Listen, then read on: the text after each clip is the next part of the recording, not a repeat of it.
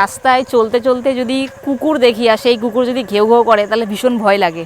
আর দেখো এখানে 3খানা কুকুর। আরে বাপরা, আর আমি যাব এখন এই রাস্তাটায়, এইদিকে যাব। আর এই দিকেও রয়েছে কুকুর, এই যে এইদিকেও একটা রয়েছে দেখো কুকুর। আমি এখন কি করব সেটাই তো বুঝতে পারছি না। আমি যাব এদিকে। ওরে বাবারে, কিছু করিস না, ঘেউ ঘেউ করিস না। ওই যে ধরেছে ধরেছে ধরেছে ধরেছে না। কিছু না কিছু না কিছু না কিছু না। এগুলো হচ্ছে রাস্তার কুকুর, একবার যদি কামড় দেয়, হ্যাঁ একদম সোজা ডিগলিপুরে এখানে মেডিকেল আছে, হ্যাঁ নর্থ আন্দামান ডিগলিপুরে মেডিকেল হসপিটাল আছে। তো ওই মেডিকেলে গিয়ে একদম সাথে সাথে শুই নিতে হবে। অনেকগুলো, বিশাল ভয় লাগে আমার এই কুকুরের জন্য।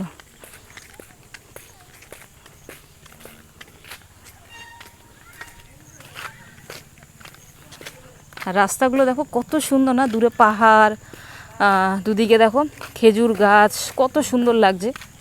আর রাস্তাগুলো এরকমই সিঙ্গেল রাস্তা, পুরো একদম পিচের রাস্তা। ও আগেও বোধহয় কুকুর রয়েছে। হেভি হেভি সুন্দর জায়গা, দেখো যেদিকে তাকাবে কত সুন্দর পাহাড় আর পাহাড়।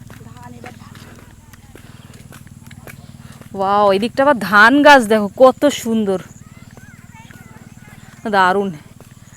এদিকেও ধান গাছ, আবার এই দিকটাও ধান গাছ। এই যে এদিকেও ধান গাছ রয়েছে, ধান গাছ, পাকা ধান দেখো।